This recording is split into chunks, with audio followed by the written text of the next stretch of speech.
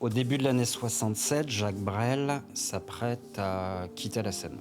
Il en a marre, il est fatigué, il veut arrêter de faire des concerts, il a l'impression de bricoler, il a l'impression que c'est trop facile, il ne veut plus tricher, il s'apprête à arrêter. Néanmoins, en janvier 1967, il enregistre un album avant de quitter définitivement la scène en mai 67, dans lequel figure une chanson très célèbre qui s'appelle la chanson des vieux amants. Bien sûr, nous eûmes des orages, 20 ans d'amour, c'est l'amour folle, 1000 fois tu pris ton bagage, 1000 fois je pris mon envol. Ce manuscrit est le manuscrit que Jacques Brel tenait en main le jour où il a enregistré cette chanson. Je crois que c'est le 3 janvier 1967 au studio Barclay à Paris. Le manuscrit est d'une écriture très lisible, c'est très propre, chanson qui fait partie du panthéon de la carrière de Jacques Brel. Il la jouera quelques fois sur scène avant de partir en voyage sur son voilier. Il veut se mettre au cinéma, il tourne des films, il fait l'acteur. Donc ça, c'est vraiment le document avec lequel il a enregistré. Avec lequel, voilà, il avait son micro, il l'avait sur son pupitre. C'est pour ça que c'est écrit très lisiblement pour que lui-même puisse se relire.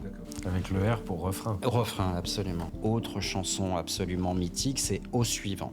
Tout nu dans ma serviette qui me servait de panne, j'avais le rouge au front et le savon à la main. J'avais juste 20 ans et nous étions 120 à être le suivant de celui qu'on suivait. Et là, tu peux le constater, l'écriture n'a plus rien à voir. C'est vraiment pas de mouche, c'est très difficilement lisible. C'est vraiment le premier jet, le début de sa création. Il corrige, il cherche, il fait des essais. On constate que ça a été écrit en 2 étapes. D'abord à l'encre rouge et après il revient le lendemain, quelques heures plus tard, quelques jours plus tard, personne ne le sait, à l'encre bleue où il vient reprendre, remodifier, ajouter des vers, conceptualiser sa chanson. On n'imagine pas quand on écoute de la musique ou une chanson qu'il y a ce passage de travail, de labeur. C'est une bataille, on sent que c'est difficile. Voilà. 2 manuscrits du même scripteur qui n'ont rien à voir. Dernière étape d'écriture avant une chanson. Première étape d'écriture d'une chanson. Et 2 grandes chansons, on va dire 2 chansons. 2 textes absolument immenses. Quand tu parles de poèmes mis en musique, quand tu vois la rédaction d'un document comme celui-là, c'est évident. Hein. J'espérais que Benoît chante. Alors là, ça non, parce qu'il va pleuvoir instantanément.